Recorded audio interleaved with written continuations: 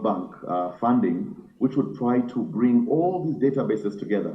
So what you see here is UG Hub in the middle, which is that platform or enterprise service bus, if you'd like, or a platform that integrates and allows interoperability of digital systems, which I believe is a fundamental, building block for DPIs.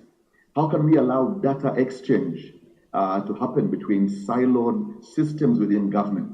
And so for the first time, we were able to build a system that presented the government as one government to the citizens without any middleman, without any long queues, without any approach, with middlemen. And so just a quick brief, we now built this around an ecosystem that has connectivity, as you can see at the bottom. We've got multiple fiber backbones that we're building. We have more than 4,000 kilometers of a national backbone, which was good for connectivity. We also have a data center and disaster recovery center for computing, storage, networking, and security, which is an e-government platform that we have also built under the World Bank funding. And therefore, UG Hub sits on top of those two foundations, connectivity and a cloud platform. Now, so this is therefore a sovereign platform that's been built within Uganda to provide smart e-government, smart agriculture, digital tax. Around that is policy and regulations. And I don't want to go deeply in there, but most important is that Uganda was one of the first African countries to have a Data Protection and Privacy Act of 2019. So we have a Data Protection Act around it that wraps this data exchange, but we have also built this around with innovations, and I'll share roughly what we want to do with innovations.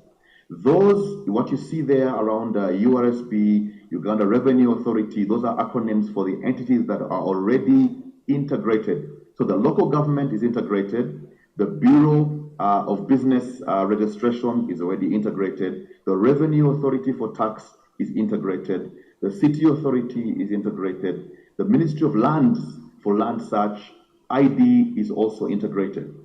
And just a quick picture here, as you will see, you now have multiple agencies. We now have 123 entities in the last 12 months that have been integrated and are exchanging data on this UG Hub.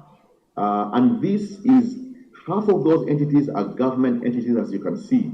You have the registration of Bureau of Standards for business. You can now do your KYB, which was a very big issue before. How do you open a bank account that takes more than 3 weeks if you can't access your ID electronically for financial institutions, for fintechs, for small circles and lenders?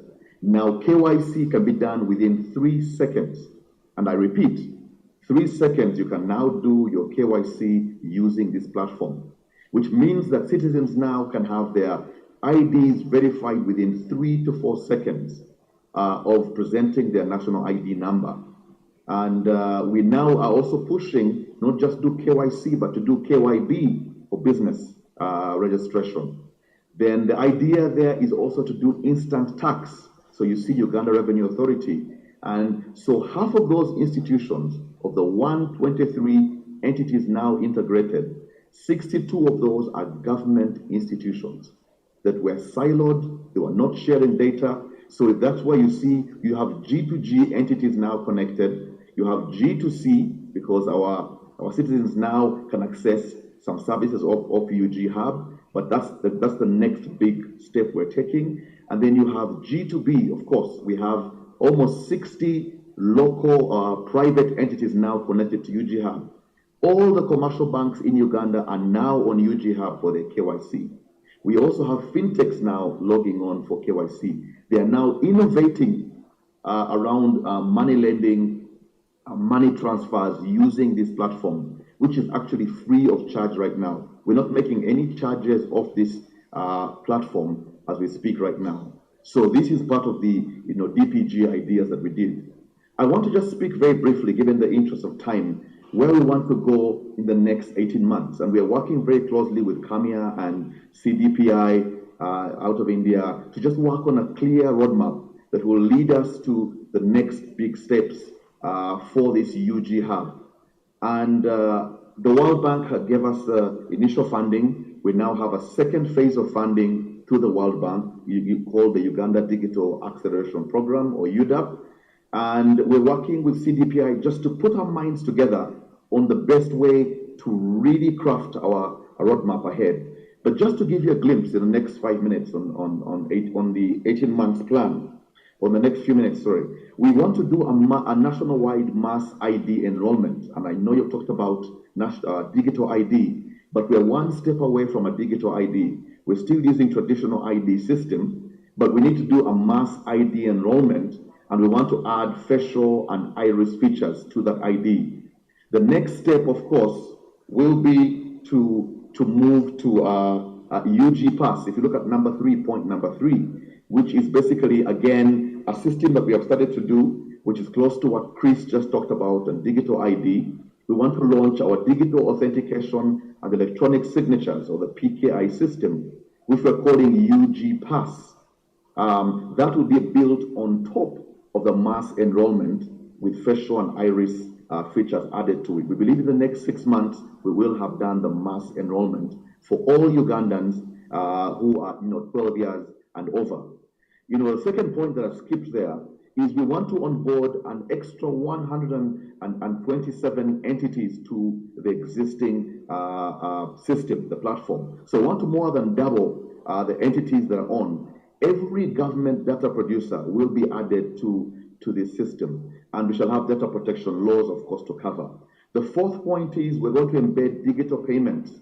We already have working on an MOU with Visa International for Visa cards. We have also done APIs that are already open by the two major telcos in Uganda that cover 95% of our citizens. So we shall have both Visa cards and we shall have telco cards. We shall have, of course, MasterCard coming on later. So digital payments will now be available on top of the UG Hub and, of course, on top of the UG Pass, which is the digital authentication. Very quickly, also, we're working with CDPI as part of our quick wins to work on an e-locker app or a digital locker app. That way we can have a quick win around citizens walking around with their ID in a soft form, driving permit in a soft form, education certificates in a soft form. And this should be easily verifiable and authenticated in that personalized locker. We also want to launch a government super app with digital authentication. So all of this is founded on top of UG Hub, because UG Hub has integrated all the government entities that are producing data. We can now expose their services onto a government super app. So in the next 18 months, we will be launching a government citizen app, which has about initially 8 high impact services. We're talking about national ID, we're talking about passport services, driving permit, a couple of permits that are available for citizens. So these will be available. Rushing on quickly, as I mentioned earlier, will also increase UG Hub services, not just from KYC, but want to increase to KYB, or Know Your Business, for quick business searching of directors, again, for opening of accounts, and for the legal fraternity. We want to do land search. Land search in Uganda has become such a problem. You need, it's expensive, but it takes days to achieve. You can now do a land search on UG Hub in seconds. In seconds, you can verify who owns the land. You can verify if there are any encumbrances. You can be able to pay a small fee online using the payment system. So these are some of the things we want to launch in the next 18 months. Trading licenses, instant TIN number, and investment licenses. We also want to kickstart implementation of the e-consent solution for data protection. How can citizens be aware, and how can they consent to their data being used? How can they revoke consent? How can they limit who can use their data? We also want to open access for innovation for other e-government systems to our private sector, our innovators. How can you participate in innovating for the government? So on UG Hub, again, we will provide secure but open access for innovators. We also want to enable AI-enabled DPI and also improve our interaction with citizens using WhatsApp bots and any kind of of AI technology at the background. Right now, we have our young ladies who are developing WhatsApp bots for e-government interaction. We want to launch that very soon so that citizens can now use WhatsApp to interact with the government 24/7 using AI at the back. And lastly, we are also working on a CDPI lab. We already have a proposal out to co-develop. We're hoping to have further discussions through CDPI and co-develop to actually begin to build sustainability for Ugandans who are trained to actually sustain our DPIs, who are trained to develop but also sustain and manage these open source tools for our developers, local Ugandans for Ugandans who can be able to handle sustainability. So I basically want to just close by saying we've achieved a lot by increasing our tax revenue collection using this DPI. We're now supporting local entities to open bank accounts, online banking through this system. And there are new business revenue streams now coming for the government and the private sector using this DPI, as well as service delivery, turnaround time, no queues, reducing of queues and efficiency by the government using this open system. Of course, data challenges remain: quality, privacy, integrating multiple systems of government that are in different formats, speaking different languages, government culture that doesn't share. The scale of the volume of data also remains a large issue, but we will be able to handle these issues along the way. I want to thank you. Given the time, I want to just share that story with you, and I hope that sheds light on a case for Uganda, for UG Hub. So over to you again to the summit, and thank you for listening.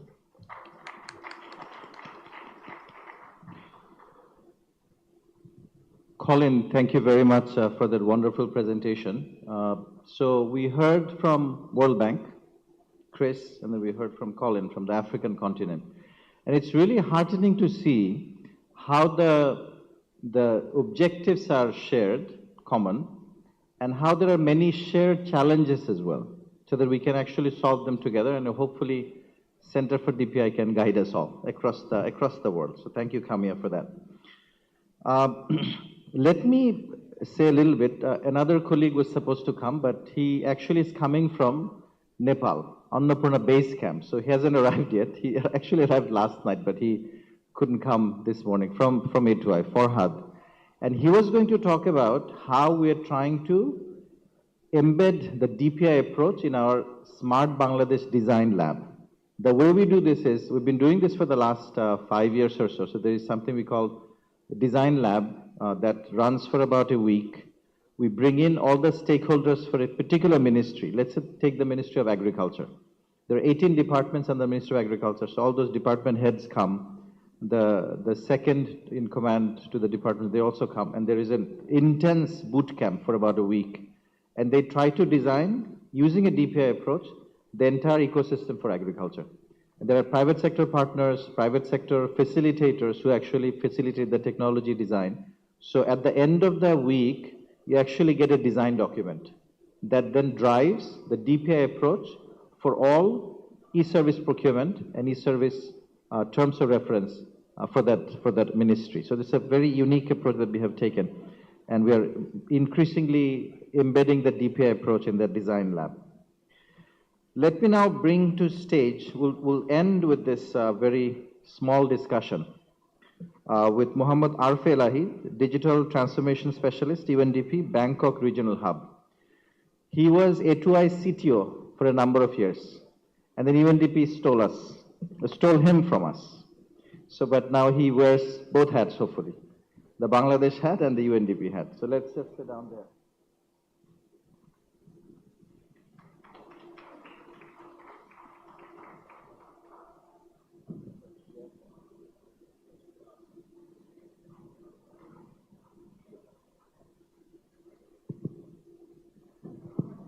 We heard from Chris in World Bank, and it seems that World Bank actually is paying a deep attention to how DPI can be embedded in the e-governance transformation or e-transformation, digital transformation of countries. And World Bank is actually putting in a lot of investment for that. UNDP globally has done similar things. And what we have seen during G20, the G20 summit, the India's G20 presidency that just happened throughout this whole year, is that UNDP, along with World Bank, played a very important role in facilitating support to different countries. UNDP, as you know, has offices in 170 countries, and UNDP's Chief Digital Officer, who will speak tomorrow at the closing, if I remember right. Yeah, tomorrow at the closing from New York. So he'll talk about how UNDP is taking a DPI approach to support the digital transformation of different countries, especially countries in the South. And Elahi is working from Bangkok, and he's trying to learn from different countries that are taking the DPI approach. He's also taking his experience from Bangladesh and embedding it in the region, the Asia-Pacific region that he represents. So Elahi, what is the appetite in the region, in the Asia-Pacific region, for taking a DPI approach to digital transformation? Thank you, Anibhai. Actually, I'm really grateful to Atway that for inviting me here. I'm really excited for being here because I was in Atway for a long time. Right now, I'm working in Bangkok, and I'm basically with the responsibility to coordinate with our country offices in the Asia-Pacific region. And we have 24 country offices in this region. And I had this opportunity to talk to them, and also I'm exploring the potentials of expediting the digital transformation in this region. As you've asked Anibhai, the appetite is a complex thing, but what I can say, we are continuously getting demands and requests from different country offices, and in line with the demands, we have seen that maximum of the demands are coming from public service delivery side. If I can give an idea that I have gone through the demand of 6 countries: Laos, Samoa, Vietnam, Cambodia, and Mongolia, and also Nepal. And I have seen that 40% of the demands, those connects actually public service delivery. Around 21% those are relevant to education and skill, and around 19% those are related to health, and the rest of these all are different data related solutions and others. So as far as the solution development approach is concerned, I can say that if everything starts from from the scratch, this will be very much difficult for us to address those demands in time. So that's why digital public infrastructure, the philosophy is very much important here. And as I worked in Bangladesh also a couple of years back, and I was very much involved in the first breakthrough in our country for developing our digital public goods, which was taken from e-commerce platform, and the second one was from skill platform. And as far as this journey is concerned, the appetite is there in this region. If we can identify the potential DPI candidates for this region, and we can connect those to the regional demands and appetites, I think there will have another breakthrough in this region, not only limited to this country. Thank you. That's very encouraging to hear this. And many of the explorations, lessons, successes and failures from the countries that have taken a DPI approach, such as India, Bangladesh, and we heard from Uganda as well. So hopefully those will inform and give you impetus to do the right thing and avoid some of the mistakes that we may have made with DPI.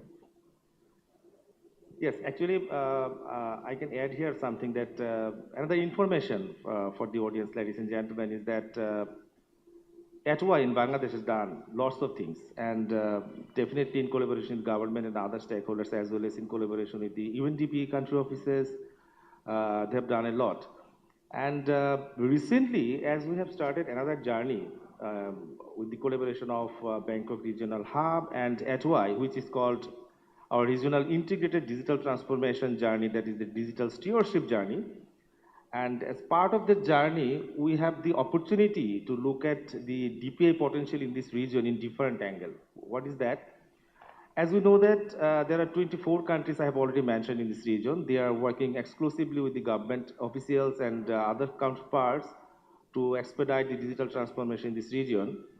And they are working on solution development as a silo model, and they are also taking everything from the scratch, separately and in a decentralized way.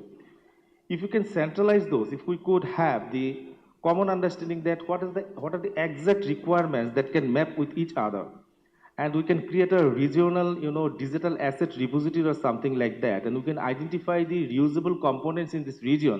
Those could be addressed by DPI. That would great.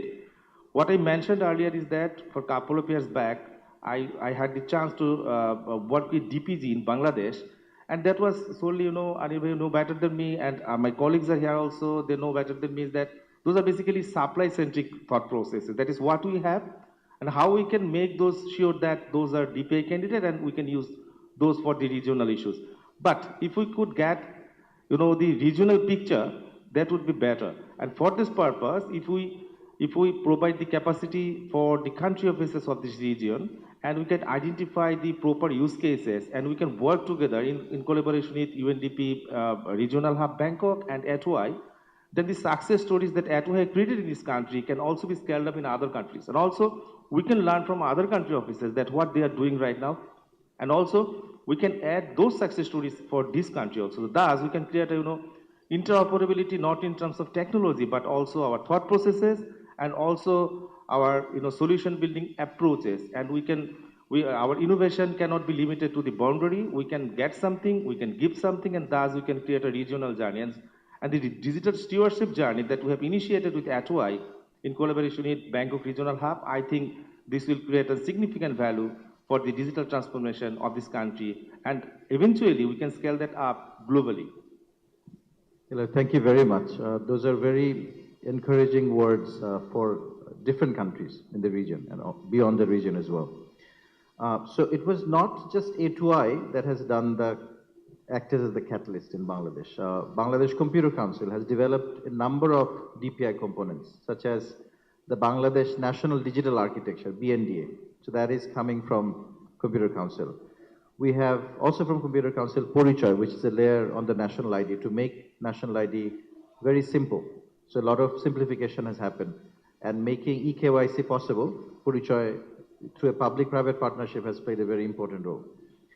We have, I think I saw Major General Zia, I think he just stepped out. So his National Telecom Monitoring Center also brought in a number of DPIs together. So he'll talk about it in the public service delivery session in a few minutes. So I see two important things to this discussion in the last hour and a half. One is it's about acceleration. So what we have done before can be accelerated, can actually bring in a lot of designs together, a lot of actors together. And the second thing, you'll hear this resonance throughout the day, today and also tomorrow, is we want to achieve zero digital divide. We want to actually reduce digital divide to zero in the next decade and a half.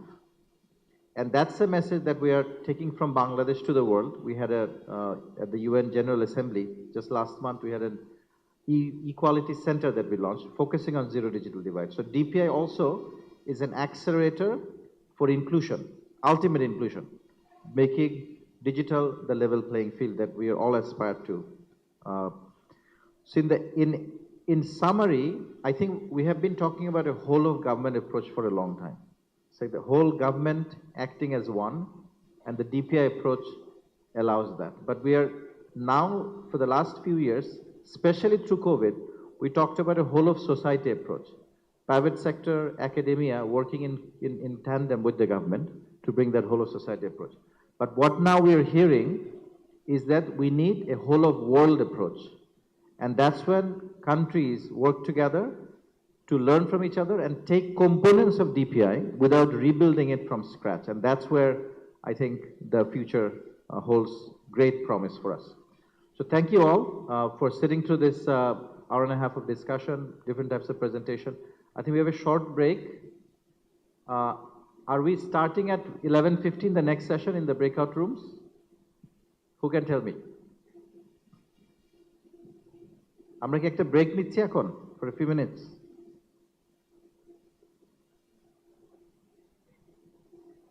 15 minutes break. Okay, so 15 minutes break. There are snacks. Are the snacks coming to us, or we go to the snacks? We go to the snacks. Okay, because some people got snacks here. Okay, so for those who did not get snacks coming to you, you can go to the snacks. And we start at 11:30. So 3 sessions. আপনি একটু বলে দিবেন কোন রুমে and কোন session? Mahfuz একটু বলে দেন. So thank you again.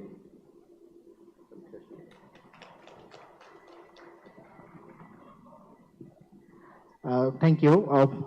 At 11:30, we will have DPI bridging e-commerce to the unrest session 1 in Crystal Ballroom. And then we have conclusion, DPI enabled financial equity at Ruby. And third parallel session, Citizen Connect, DPI empowered public service excellence in Pearl Room. So we'd like to invite you for the next session, parallelly 3 in 3 different rooms. Thank you.